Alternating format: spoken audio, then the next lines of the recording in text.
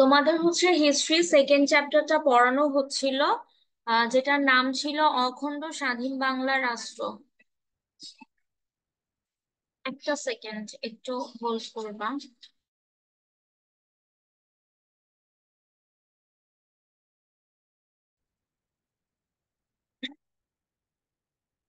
আচ্ছা, অখণ্ড স্বাধীন বাংলা রাষ্ট্র এই চ্যাপ্টারটা তোমাদের হচ্ছে সাম্প্রদায়িকতা কাকে বলে এটা পড়ানো হয়েছে। আমি ওকে একটু এনশিওর করবা যে তোমাদের কি এই লাহোর প্রস্তাব প্রশ্নটা আমি পড়িয়েছিলাম কিনা, পড়ানো হয়েছিল কিনা একটু জানাও তো, যেটা পড়িয়েছি নাকি, যারা ক্লাস করেছো।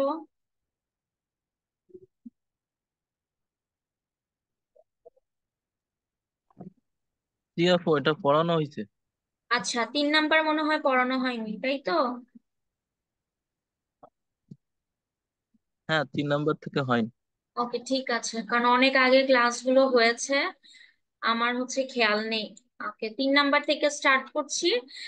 এখানে বলা আছে যে 1940 সালে লাহোর প্রস্তাবের তাৎপর্য ব্যাখ্যা করো।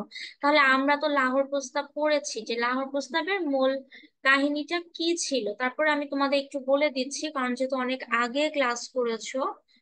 যেমন এখানে দেখো, প্রথম লাইনটা হাইলাইট করা সুন্দরভাবে বলা আছে যে লাহোর প্রস্তাবটাকে কি বলা হয়, পাকিস্তানি প্রস্তাব বলা হয়। এবং বলেছে কি এটা স্বাধীনতা ঘোষণাও বলা হয়। আবার বলা আছে ভারতীয় উপমহাদেশে বসবাসকারী মুসলিমদের জন্য একটি পৃথক রাষ্ট্রের দাবি জানিয়ে উত্থাপিত প্রস্তাবনা। মানে কি, মুসলিমদের পক্ষ হয়ে বা মুসলিমদের জন্য একটা পৃথক রাষ্ট্র করার জন্য যে প্রস্তাবটা করা হয়েছিল পাকিস্তানের লাহোরে, সেই প্রস্তাবটাকে বলা হচ্ছে লাহোর প্রস্তাব। তাহলে তোমরা সব সময় মনে রাখবা, এরকম প্রশ্ন আসলে আগে লাহোর প্রস্তাব কাকে বলে, কত সালে হয়েছিল, এই সালটা অবশ্যই তোমাদেরকে লিখতে হবে। তারপরে তোমরা এখানে তাৎপর্য বলেছে, আমরা তাৎপর্যে চলে যাবো যে মেন কাহিনীটা কি। যেমন এখানে বলেছে বিষয়বস্তু, অনেক সময় দেখবা, আমি একটা প্রশ্ন তোমাদের আগেও বলেছি যে এমন প্যাটার্নে করা যেন সংক্ষিপ্ত প্রশ্ন বা তোমাদের 10 মার্কস, 5 মার্কস, 1 মার্কস যাই আসুক না কেন, যেন তোমরা ওভাবে আনসার করতে পারো। সেই জন্য একটা প্রশ্নের ভিতরে কিন্তু দেখবা 2-3টা পার্টে প্রশ্নের অ্যান্সার দেয়া আছে। যেমন এখানে বলেছে তাৎপর্য, তো তাৎপর্যের মধ্যে কিন্তু দেখবা যে আমি তোমাদের এখানে সুন্দর করে এই যে বিষয়বস্তু জিনিসটাও ব্যাখ্যা করেছি। তো তোমরা বিষয়বস্তু গুলো পড়ে ফেলবা যে কি কি বলেছে। যেমন 1 নাম্বার বলা আছে ভৌগোলিক অবস্থান অনুযায়ী সন্নিহিত স্থানসমূহকে অঞ্চল হিসেবে চিহ্নিত করতে হবে। মানে প্রত্যেকটা অঞ্চলকে, প্রত্যেকটা মানে অনেক বড় একটা দেশ কিন্তু অনেক বড়। তো দেশের প্রত্যেকটা এলাকাকে, প্রত্যেকটা অঞ্চলকে কি বলেছে, চিহ্নিত করতে হবে। ঠিক আছে। তারপরে বলেছে এসব অঞ্চলকে প্রয়োজন মতো সীমা পরিবর্তন করে, যেমন ভারতবর্ষের উত্তর পশ্চিম পূর্বাঞ্চল। তারপরে বলা আছে কি এখান থেকে যেসব স্থানে মুসলমানগণ সংখ্যাগরিষ্ঠ সেই অঞ্চল স্বাধীন রাষ্ট্র প্রতিষ্ঠা করা যায়। মানে বলা আছে যেখানে মনে করো যে মুসলিমরা ছিল, সেখানে একটা রাষ্ট্র প্রতিষ্ঠা করা যাচ্ছে, বা সেই সেই অঞ্চলটাতে একটা রাষ্ট্র প্রতিষ্ঠা করা যাচ্ছে, এটা বলেছে। তারপরে বলেছে স্বাধীন রাষ্ট্রসমূহের অঙ্গরাজ্যগুলো হবে স্বায়ত্তশাসিত সার্বভৌমত্ব।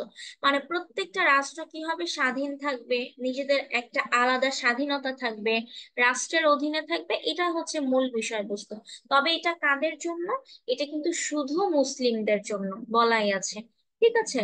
কারণ ওই সময়টাতে যে নির্যাতন বা যে অত্যাচারটা হতো, সেটা থেকে মুক্তির জন্যই কিন্তু মূলত কি হয়েছিল, যে লাহোর প্রস্তাবটা এটা করা হয়েছিল, বা এই প্রস্তাবের তাৎপর্য বলো বা বিষয়বস্তু বলো, সবকিছুই কিন্তু তখন এই প্রস্তাবের মধ্যে লিখিত ছিল।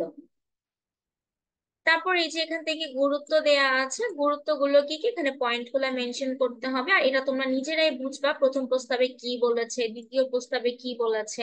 এটা অনেকবার যে মুসলমানদের নিয়ে তোমাদের আলোচনা করা হয়েছে, এই কথাগুলোই প্রথম দ্বিতীয় প্রস্তাবে দেখবা আলোচনা করেছে, আর কিছুই না। ঠিক আছে। তারপরে হচ্ছে এই যে লাহোর প্রস্তাবের গুরুত্ব, তাহলে দেখো আমি কিন্তু আগেও বলেছি যে একটাতে কিন্তু অনেকগুলো প্রশ্ন পাবা। তো এখানে তোমরা বিষয়বস্তু বা তাৎপর্য বর্ণনা করতে পারলা, এখানে এসে তোমরা আবার গুরুত্ব রিলেটেড একটা প্রশ্ন পাচ্ছ, সেটা তোমরা গুরুত্বতে লিখে দিবা। তবে লিখার আগে সিস্টেম ফলো করবা, যে 1940 সালে এই ঘটনাটা হয়েছিল বা এই প্রস্তাবটা হয়েছিল এই 1940 সাল, এটা দিতে হবে। তারপরে আসো হচ্ছে, 1 নাম্বার বলেছে রাজনীতিতে নতুন ধারা, তারপরে মুসলিম ঐক্যবোধ সৃষ্টি। এই যে এগুলা পয়েন্ট গুলা দেখবা, এখন সবগুলাই তোমাদের থিওরির সাথে সিমিলার, যে তোমরা থিওরি যদি ভালো করে বুঝে থাকো, যে ব্যাখ্যাটা আগে বলেছি সেখান থেকে এখন পয়েন্ট করেছে, এগুলা নিজের থেকেই কিন্তু লিখা যায়, ঠিক আছে। যেমন তোমরা জানো তখন মুসলিম হিন্দু একসাথে ছিল, একটা রাষ্ট্রে ছিল, এখন লাহোর প্রস্তাবের সময় সেটা ভাগ হয়ে গিয়েছিল। তার মানে কি, রাজনীতিতে একটা নতুন ধারা সৃষ্টি হলো, তাই তো। যে ভারতবর্ষে কি হলো, আলাদা হয়ে গেল, একটা মুসলিমদের হাতে চলে গেল, একটা রাষ্ট্র হিন্দুদের হাতে চলে গেল। এই যে আলাদা হয়ে যাচ্ছে, যেখানে বলেছে লাহোর প্রস্তাব গৃহীত হওয়ার পর ভারতের রাজনীতি সমানভাবে দুই ভাগে বিভক্ত হয়ে যাচ্ছে। দুই ভাগ, একটা একটা পক্ষ হিন্দুদের, একটা পক্ষ মুসলিমদের। তারপরে বলেছে মুসলিম ঐক্যবদ্ধ সৃষ্টি, এটা নিয়েই কিন্তু আমি বারবার আলোচনা করেছি, সেটা কিন্তু এখন আমি আর বলছি না, কারণ অনেকবার বলা হয়েছে এই কথা হিন্দু মুসলমান নিয়ে, এইটা আবার এখানে দেখো ব্যাখ্যা করা আছে। তারপরে বলেছে মুসলিম লীগের জনপ্রিয়তা বৃদ্ধি। তাহলে এই যে মুসলিম লীগ, তখন হচ্ছে মুসলিম লীগের জনপ্রিয়তা বা তখন কিন্তু অনেকাংশে বৃদ্ধি পায়। কিভাবে দেখো, লাহোর প্রস্তাবের আরেকটি উল্লেখযোগ্য হচ্ছে মুসলিম লীগের জনপ্রিয়তা বৃদ্ধি পায়। বলেছে এতে অনেক মুসলমান কংগ্রেসের অধীনস্থ ছিল, কিন্তু লাহোর প্রস্তাবের পর মুসলমানদের নিকট কংগ্রেস হচ্ছে একটা দল, ঠিক আছে। যখন বলতে পারে কংগ্রেস কি, এটা হচ্ছে একটা দল, ঠিক আছে, রাজনৈতিক একটা দল। বলেছে হিন্দুদের দল, এরূপ মানসিকতা সৃষ্টি হয়, ফলে সকল মুসলমানই মুসলিম লীগের ছায়াতলে আসন নেয়। মানে মুসলিমরা তখন একটা লীগ করে বা একটা দল করে, সেই দলের নামটা কি দেয়া হয়, মুসলিম লীগ, ঠিক আছে। কারণ ওই সময়টা মুসলিমরা যদি ঐক্যবদ্ধ না হতো বা এক না হতো, তাহলে কিন্তু কখনোই কিন্তু তারা তাদের নিজেদের স্বাধীনতা বলো, সার্বভৌমত্ব বলো, কোনোটাই কিন্তু অর্জন করতে পারতো না। তো সেই সময়ের কথাটা কিন্তু বলা হচ্ছে, এই সময়টা কিন্তু যুদ্ধের আগে, ঠিক আছে। এটা যখন লাহোর প্রস্তাব নিয়ে পড়বো, অনেকে আবার কি করে হিস্ট্রিতে, যে দেখা যায় যে মুক্তিযুদ্ধ রিলেটেড কোনো প্রশ্ন না, এরও অনেক আগে, যেমন লাহোর প্রস্তাবটা কিন্তু 1940 সালের। তারপরে দেখো এর কত বছর পর, 71 সালে কিন্তু তখন মুক্তিযুদ্ধ হয়েছে, এখানে লং একটা ডিস্টেন্স বা আছে, ঠিক আছে। এখন ব্যাপারটা হচ্ছে, অনেকে দেখা যায় লাহোর প্রস্তাব নিয়ে লেখার সময় মুক্তিযুদ্ধ রিলেটেড প্রশ্ন লিখে ফেলে, 1971 সাল লিখে দেয়, না, এটা ভুল কথা। এইটা 1940 সালের কাহিনী, তার মানে ওই সময় 1940 একটা, 1971 আরেকটা, অনেক এখানে ডিফারেন্স আছে। তো এটা কখনো মিলাবা না, অনেকে একটা কাহিনী জানে মুক্তিযুদ্ধ, ওই কাহিনীটাই দেখা যায় ঘুরে ফিরে লিখে দেয়। তো প্রত্যেকটা হিস্ট্রি বইও যে যে তোমরা যখন পারচেস করবা, তখন দেখবা প্রত্যেকটা কাহিনী কিন্তু আলাদা আলাদা করে সিরিয়ালে দেয়া আছে, কখন ব্রিটিশদের হাতে ছিল, এরপর চলে গেল এক ভারতবর্ষের কাছে, এরপর এখন থেকে পাকিস্তান, ভারত, দেন পাকিস্তান থেকে আবার দুইটা রাষ্ট্র হলো কি, একটা বাংলাদেশ, একটা পাকিস্তান। তো এই স্টেপটা কিন্তু মনে রাখতে হবে, এটা ভুল করা যাবে না। তারপরে দেখো 1946 সালে একটা নির্বাচন হয়, সেই নির্বাচনের কথা বলেছে, যে এই নির্বাচনের কাহিনীটা কি বলেছে, এখানে মুসলিম লীগ 492টি আসনের মধ্যে 428টি আসন লাভ করে, মানে নির্বাচন ইলেকশন যেটাকে আমরা বলি, যে 492টা তাদের আসন ছিল, সেখানে তারা কয়টা ভোট পেয়েছে, 428টা ভোট পেয়েছে। বলেছে লাহোর প্রস্তাব উত্থাপনের আগে মুসলিম লীগ 1937 সালের দিকে নির্বাচনে 109টি আসন লাভ করে, ঠিক আছে। লাহোর প্রস্তাবের আগে মাত্র 109 ছিল, দেখো কত কম। যখন লাহোর প্রস্তাবটা সঠিকভাবে এই প্রস্তাবটা গ্রহণ করা হলো, তখন এটার ভোট হয়ে গেল কত, 428, মুসলিমদের সংখ্যা কিন্তু তখন বেড়ে গেল, ভোটের সংখ্যাও বেড়ে গেল। তারপরে বলেছে ভারত স্বাধীনতা আইন পাশ, এই যে হিন্দু মুসলমানের যে দ্বন্দ্বর কাহিনীটা, এটাই এখানে লিখেছে, ঠিক আছে। তারপর ভারতের স্বাধীনতা কত, এই যে 1947 সালে ভারত স্বাধীনতা আইন পাশ হয়। তারপরে কি হয়, পাকিস্তান রাষ্ট্রের জন্ম, যেটা বললাম পাকিস্তান আর ভারত, এটা কিন্তু পাশাপাশি, একটা 14 আগস্ট, একটা 15 আগস্ট। তাহলে দেখো 14 আগস্ট কিন্তু পাকিস্তান স্বাধীন হয়, আর 15 আগস্ট কিন্তু ভারত স্বাধীন হয়, একই সালটা কিন্তু ছিল, হ্যাঁ, 1947 সাল। তাহলে দেখো 1940-এর লাহোর প্রস্তাব হলে এর 7 বছরের মধ্যেই কিন্তু কি হয়, পাকিস্তান এবং ভারত দুইটা আলাদা রাষ্ট্রের গঠন হয়, যেটা বলছিলাম যে মুসলিম হিন্দু আলাদা দুটো স্বাধীন রাষ্ট্র হয়, এটাই বলেছে যে পাকিস্তান রাষ্ট্রের জন্ম হয়। ঠিক আছে। বলেছে কি মুসলমানদের জন্য পৃথক রাষ্ট্র গঠনের দাবি বাস্তব রূপ লাভ হয়, মুসলমানরা হিন্দুদের থেকে সম্পূর্ণ স্বতন্ত্রতা লাভ করে বা আলাদা হয়ে যায়। তারপরেরটা কি নবদিগন্তের সূচনা, মানে কি নতুন করে একটা আহ, একটা দিন বা একটা বলা যায় যে সৃষ্টি হয়। ঠিক আছে, নতুন করে একটা দেশ যখন সৃষ্টি হয়েছে, তার মানে কি নতুন একটা পরিবেশ। ঠিক আছে, ওইটা কি বলেছে, নবদিগন্ত মানে নতুন একটা জীবনের মনে করো যে তখন শুরু হয়। তারপরে স্বাধীন বাংলাদেশের বীজ বপন, দেন হচ্ছে এখানে আছে যে স্বাধীন সার্বভৌম বাংলাদেশে, যে আমরা যে বাংলাদেশে বসবাস করছি, তখন আবার বাংলাদেশের কথাটা ব্যাখ্যা করে দিতে পারো, বাংলাদেশের স্বাধীনতার কথাটা।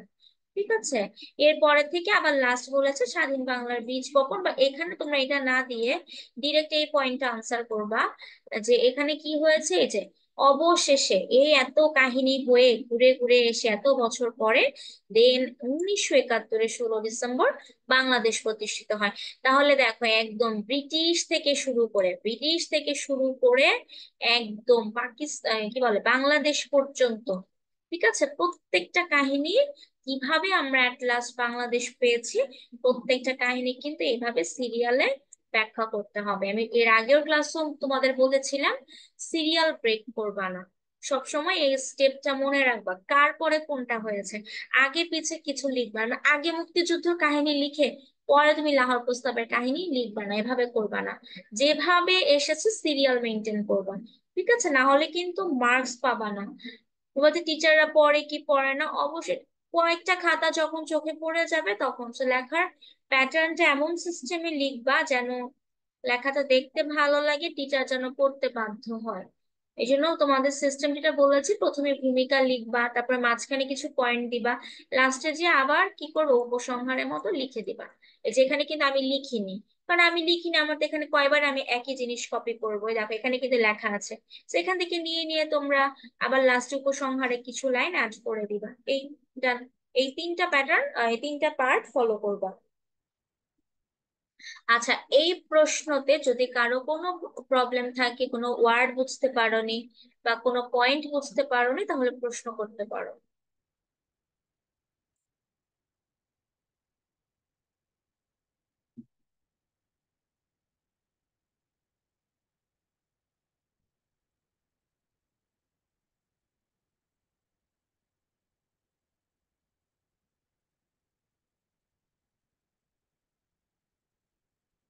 ওকে, ঠিক আছে, প্রবলেম না থাকলে আমি নেক্সট প্রশ্নে যাচ্ছি। লাহোর প্রস্তাবের ফলাফল যেটা, এটাও সেম একই কথা, যে পয়েন্টগুলো তোমাদের বলেছে এখন তো তোমরা জানোই লাহোর প্রস্তাবের কাহিনী কি, তাৎপর্য কি, বিষয়বস্তু কি। তো এইটাই জাস্ট করে ফেলবা। তোমাদের পিডিএফ গুলো কিন্তু অনেক আগেই ফেসবুকে আপলোড দেয়া হয়েছে, এখন যদি তোমরা ফেসবুকে ঢুকতে প্রবলেম হচ্ছে, তো তোমাদের অবশ্যই ডাউনলোড করা থাকার কথা, সেখান থেকে এগুলা পড়ে ফেলবা। ঠিক আছে, বসে না থেকে কমপ্লিট করে ফেলবা পড়াগুলো। এই ফলাফলটা একই কথা, কি হয়েছে এখন আর বলার কিছু নেই। পরবর্তীতে আছে দ্বিজাতি তত্ত্ব, তারপরেও তোমাদের একটা আমি বাসায় টাস্ক দিলাম যে যে কোনো পয়েন্ট যদি বুঝতে না পারো তাহলে নেক্সট ক্লাসে আমাকে বলবা, আমি তোমাদের বুঝিয়ে দিব। আর এটা কেন করাচ্ছি না, কারণ এখানে যা যা পয়েন্ট করেছো এগুলাই এখানে বলেছে। ঠিক আছে, এর থেকে বেশি কিছু না।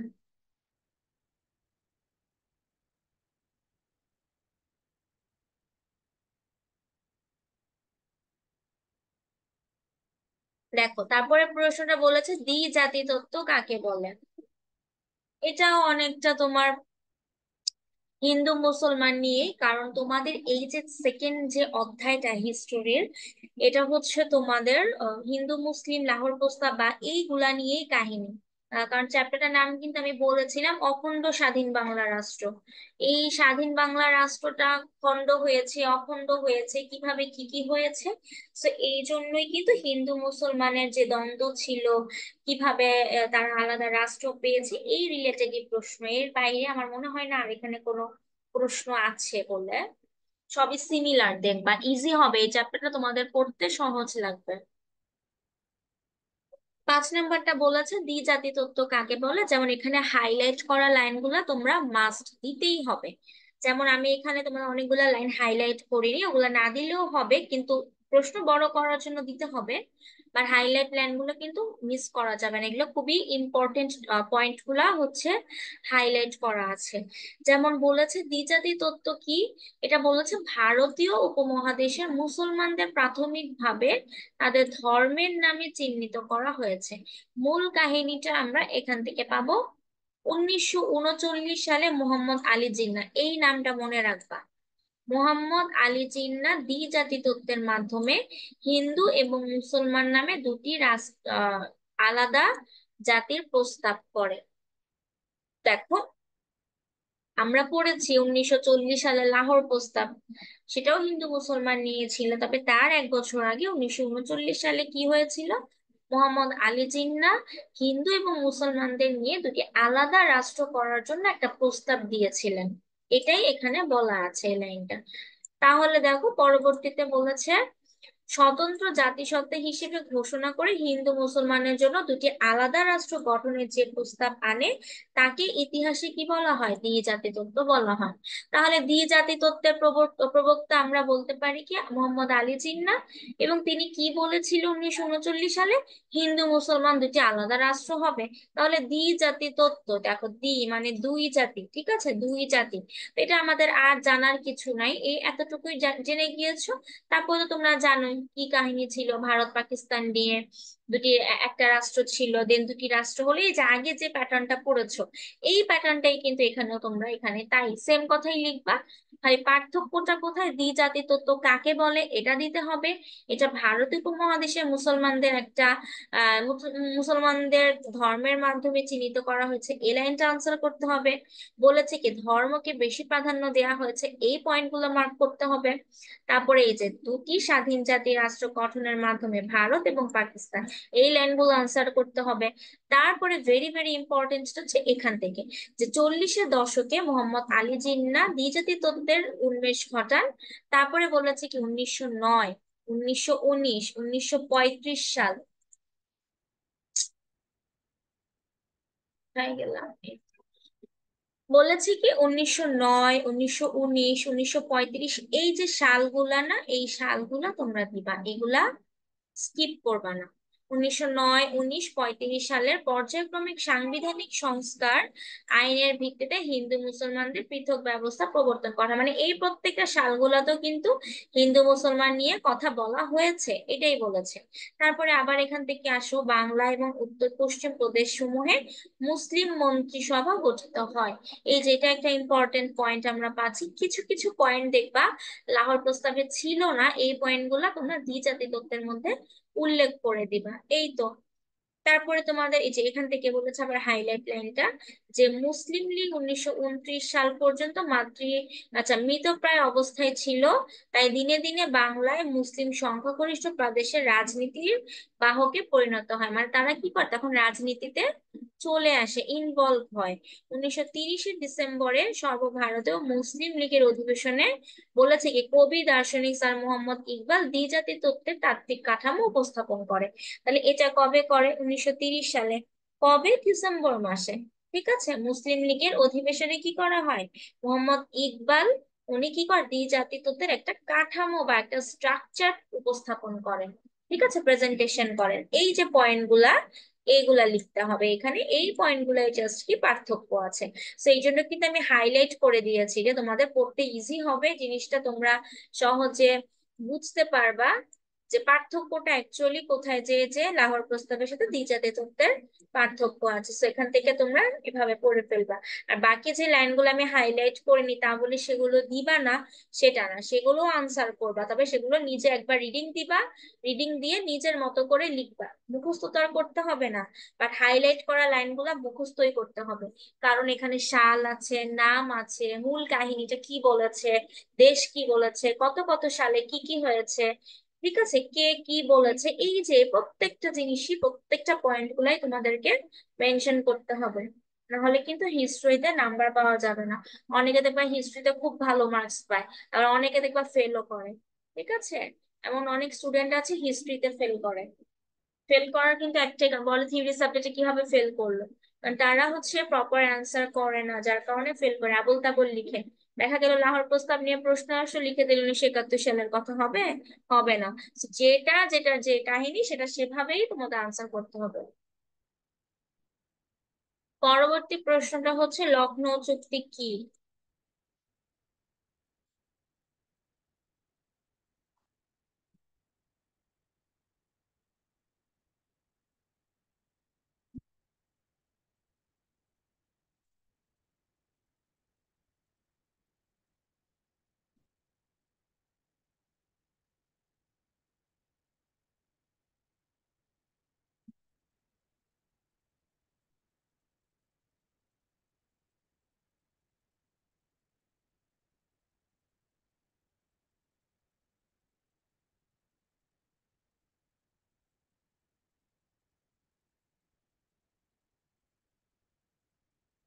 আচ্ছা, লখনৌ চুক্তিটা দেখো এখানে বলেছে যে ভারতের, এটা লাইন টু লাইন তোমাদের বুঝিয়ে দিচ্ছি, যে ভারতের উপমহাদেশের সাংবিধানিক সরকারের বিরুদ্ধে হিন্দু মুসলমানদের ক্ষুব্ধ করে গেলে, আমি আগেই বলেছি হিন্দু মুসলমান নিয়ে এখানে সব প্রশ্ন থাকবে। তারপরে বলা আছে যে 1916 সালের বোম্বাই অধিবেশনে সমঝোতার উপর ভিত্তি করে, দেখো 1916 সাল, এই যে সাল এগুলা মেনশন করবা। মুসলিম লীগ এবং কংগ্রেস, কংগ্রেসটা কি এখানে আমি ব্যাখ্যা করে দিয়েছি, যে অনেকে বুঝতে নাও পারো কংগ্রেস জিনিসটা কি। বলেছে কি, ভারতীয় জাতীয় কংগ্রেস ভারতীয় প্রজাতন্ত্রের একটি জাতীয় রাজনৈতিক দল।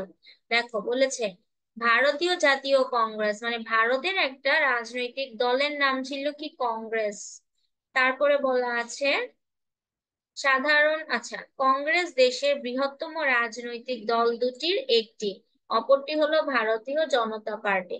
মানে একটি বলেছে কি, দুইটি দল মনে করো, একটা ভারতীয় জনতা পার্টি আর একটা হচ্ছে কি কংগ্রেস, মানে দুইটা দলের মধ্যে কংগ্রেসও কিন্তু ভারতীয় একটা বৃহৎ রাজনৈতিক দল ছিল।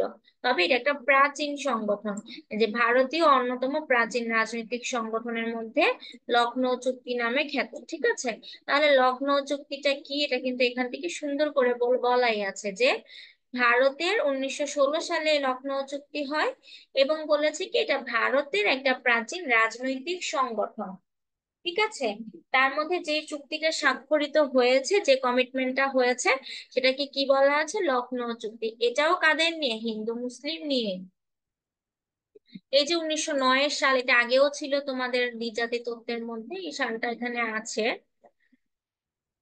এখান থেকে দেখো যে 1911 সালে বঙ্গভঙ্গ রদ হয়। আমরা কিন্তু বঙ্গভঙ্গ নিয়েও পড়েছিলাম, বঙ্গভঙ্গ হয়েছিল কি বাংলার ভাগ, এরপরে আবার বাংলা এক হয়, মানে বঙ্গভঙ্গ রদ হয়। মানে কি বঙ্গভঙ্গটা ভেঙে যায়, বঙ্গভঙ্গ যদি ভেঙে যায় বা বাংলাটা যখন ভেঙে গিয়েছিল, তখন রদ করা হয়েছে, মানে আবার বাংলাটা কি এক হয়ে গিয়েছিল। ঠিক আছে, ওটা কিন্তু আমরা পড়েছিলাম মনে হয়, তাও দেখতে হবে। বলা আছে 1914 সালের যুদ্ধে, নাম দিতে হয়নি, বা তুরস্কের বিরুদ্ধে ব্রিটিশ সরকারের মনোভাব ভারতীয় মুসলমানদেরকে ক্ষুব্ধ করে তোলে। এই যে ব্রিটিশরা যে নির্যাতনটা করেছিল ওই সময়, তখন মুসলমানরা কিন্তু অনেক ক্ষুব্ধ হয়ে গিয়েছিল। ঠিক আছে, বলেছে অপরদিকে স্বায়ত্তশাসনের দাবিতে কংগ্রেস আন্দোলন শুরু করে। তার মানে কি, কংগ্রেস একটা জাতীয় দল দল ছিল, রাজনৈতিক দল ছিল, ভারতীয় জনতা পার্টি একটা দল ছিল। এই কাহিনীগুলো বা এই যে বঙ্গভঙ্গ রদ হয়, কবে যুদ্ধ হয়, এগুলো কিন্তু লিখতে হবে।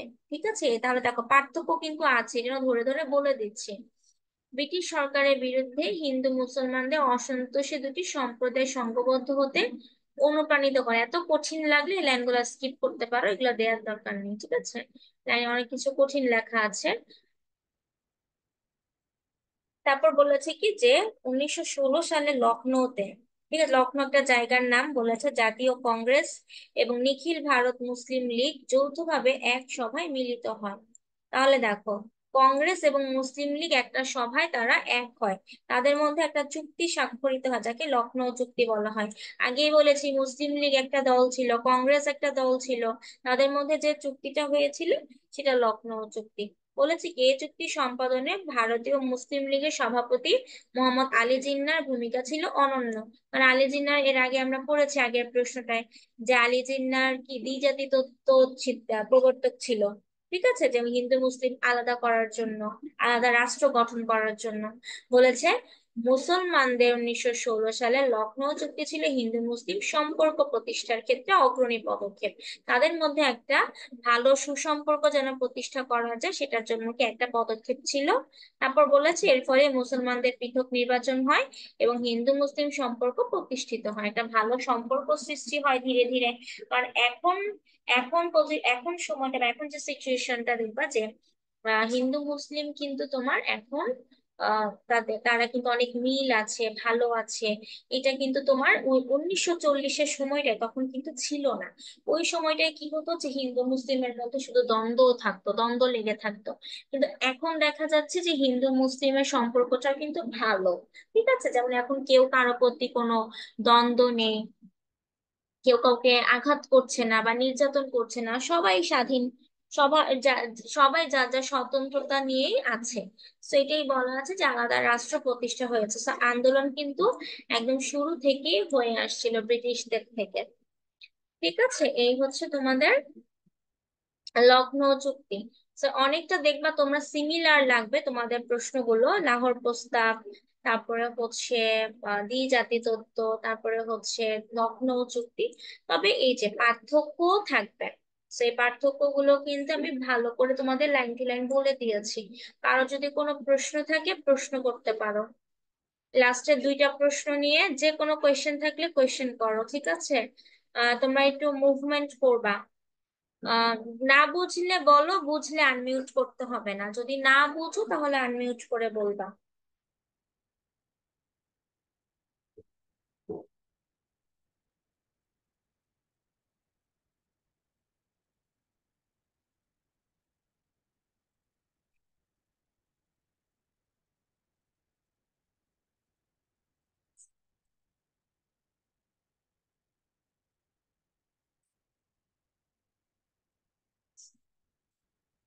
ঠিক আছে, মোহাম্মদ মহিউদ্দিন বলেছো, বুঝেছো।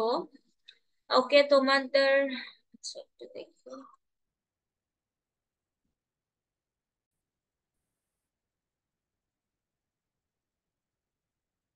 আচ্ছা, পরের প্রশ্নটা হচ্ছে লখনৌ চুক্তির বৈশিষ্ট্য। এই যে লখনৌ চুক্তিটা বলেছি, এখন এটার আবার কিছু বৈশিষ্ট্য আছে, বৈশিষ্ট্যগুলা কি কি? তার মানে প্রথমে তোমরা এটা লিখবা, লখনৌ চুক্তির সালটা মনে রাখবা 1916। লাহোর প্রস্তাবের সালটা ছিল 1940। আবার দ্বিজাতি তত্ত্বের সালটা ছিল 1939। এই যে সালগুলা কিন্তু লিখবা। যখন তোমাদের টিচাররা দেখবে যে তোমরা প্রত্যেকটা প্রত্যেকটা প্রশ্নের বা যেই প্রশ্ন করা হয়েছে সেই প্রশ্নের সালগুলা লিখতে পেরেছো, তাহলে দেখবা তখনই তোমাদের একটা ভালো মার্কস পাও। তখন আর ফুললি প্রশ্ন তারা পড়ে দেখবে না, দেখা যাবে যে তোমরা সাল কারেক্ট করেছো, নামটা তোমরা ঠিকভাবে লিখেছো।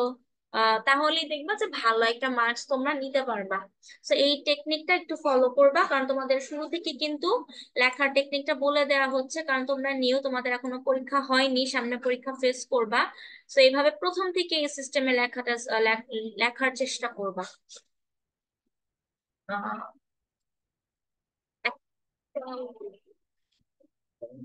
ঠিক আছে, তাহলে বৈশিষ্ট্যটা বলে দিচ্ছি, যে এখানে বলেছে কি, তাহলে দেখো এই যে সাল 1916 সালে কি হয়েছিল, তারপরে মোহাম্মদ আলী জিন্নাহ কংগ্রেস লীগ, এই যেটা বলেছি একটু আগে, এইটাই ভূমিকাতে দিয়ে দিবা, ডান।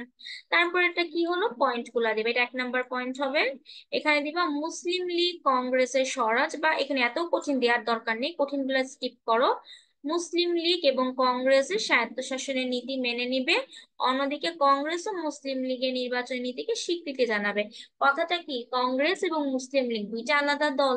কথা হচ্ছে কি, তারা দুইজন দুই দলের নিয়ম নীতিকে মেনে নিবে, মানে কি এটা একটা মেনে নেওয়ার চুক্তি ছিল, যে তারা প্রত্যেকজন দ্বন্দ্ব করবে না, মেনে নিবে। ঠিক আছে, 1 নাম্বার গেল। 2 নাম্বার পয়েন্টটা বলেছে প্রতিটি কেন্দ্রীয় প্রাদেশিক আইনসভা নির্বাচিত প্রতিনিধিকে 1/3 সদস্য হবে মুসলিম প্রতিনিধি, মানে 3/1 ভাগ কি হবে, মুসলিম প্রতিনিধি। এত কঠিন না দিয়ে লিখতে পারো যে প্রতিটি কেন্দ্রীয় বা নির্বাচিত প্রতিনিধিদের সংখ্যা হবে কত, 1/3। এটা ইজি করে বলো, কঠিন করে পড়ার দরকার নেই, সহজ করে পড়ো। তারপরে 3 নাম্বারটা দিবা মুসলিম লীগ এবং কংগ্রেসের সদস্যরা যৌথভাবে তাদের স্বরাজ বা স্বাধীনতা আদায়ের জন্য ইংরেজদের বিরুদ্ধে সংগ্রাম করবে, দিতে পারো। যে মুসলিম লীগ কংগ্রেস এক হবে, দুইটা দল আলাদা হবে না, এক হয়ে তারা ইংরেজদের বিরুদ্ধে কি করবে, একটা সংগ্রাম করবে। কারণ আমাদের দেশটা কিন্তু আগে ইংরেজদের হাতে ছিল, তো সেখান থেকে কিন্তু সংগ্রাম করেছে অনেক। এখন তোমরা যারা স্বাধীনভাবে বসবাস করছো, সেখানে কিন্তু অনেক সংগ্রাম করে দেন কিন্তু বাংলাদেশে এসেছে, ঠিক আছে। সো প্রথমটা কিন্তু ব্রিটিশদের কাছে ছিল। তারপরে 4-এ বলেছে উভয় দলের প্রতিষ্ঠা স্বরাজ বা স্বাধীনতা প্রতিষ্ঠার জন্য নির্দিষ্ট দিন তারিখ ঘোষণা করতে হবে। এটা একটা ইজি পয়েন্ট, এগুলা কিন্তু তোমাদের বৈশিষ্ট্য অবশ্যই লিখতে হবে। ভারত কাউন্সিল বিলুপ্ত হবে, ভারতের স্বায়ত্তশাসিত সরকার থাকবে। মানে প্রত্যেকটাতে আলাদা আলাদা সরকার থাকবে, এটাই বলেছে। হ্যালো, আমি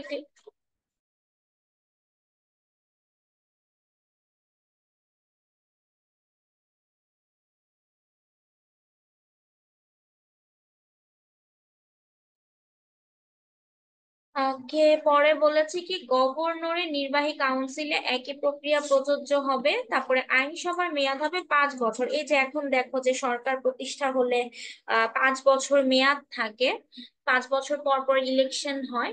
সেটাই বলেছে যে আইনসভার মেয়াদ হবে কত, 5 বছর। এই যে এই নীতিগুলা কিন্তু এখন পর্যন্ত ফলো করে আসছে।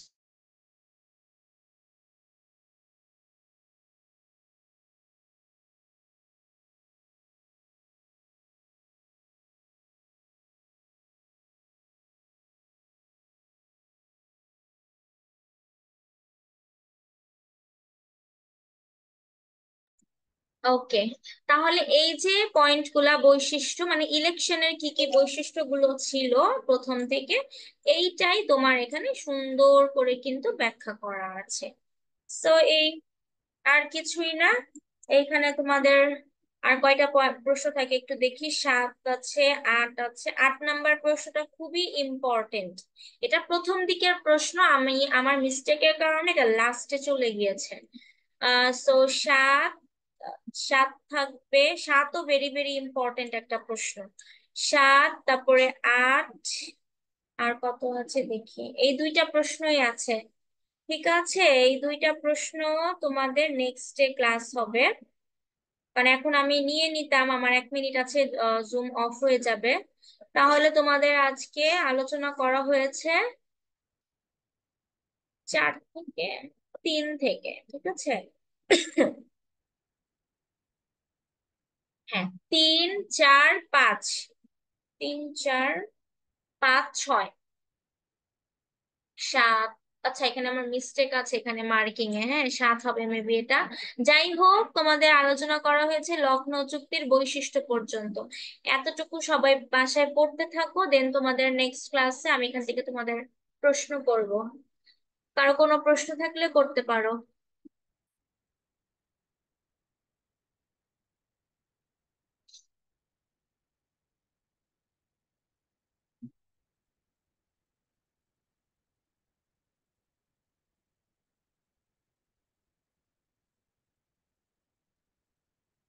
ওকে, মিটিং ক্লোজ করে দিচ্ছি। আল্লাহ হাফেজ। আসসালামু আলাইকুম।